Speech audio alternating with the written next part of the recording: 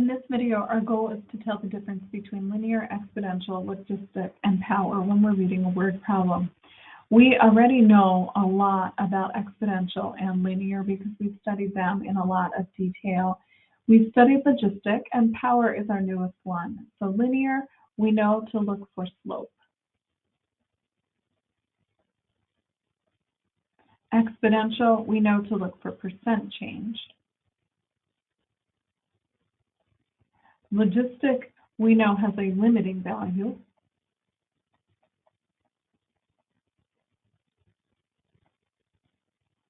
And power, we know has a known exponent.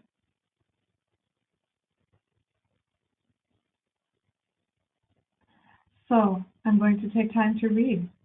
The first one, a rumor is spreading, and you find that each day the number of people who have heard the rumor is 50% larger than the day before. When I read the problem, I noticed that there was a percentage change in here, 50% larger than the day before. Percentage change is exponential. My reasoning is underlined there. The percentage change goes with exponential. Number two, it says records show that if the speed of an automobile is multiplied by t, then the stopping distance is multiplied by a fixed power of t. That sounds a lot like the homogeneity property, and the thing that catches my eye here is the fixed power. So this to me is a power function because it is mentioning a known exponent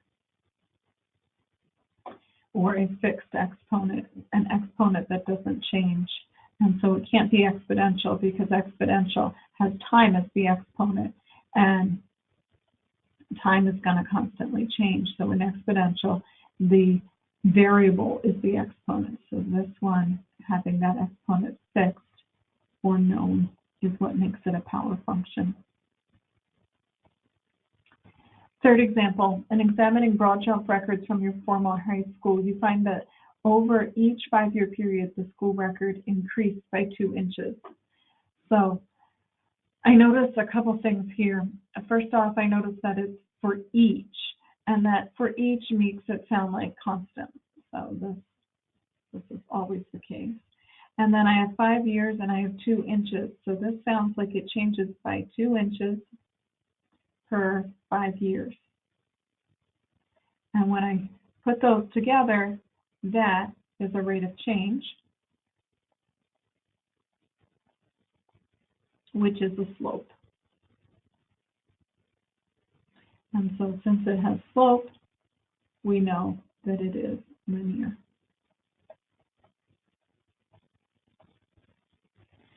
The final one, a rumor is spreading across our college campus, and you find that each day the number of people who have heard the rumor is 50% larger than the day before.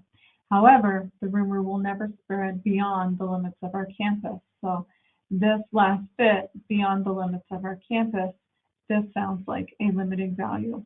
So this one is logistic, and I've underlined my rationale because of the limit.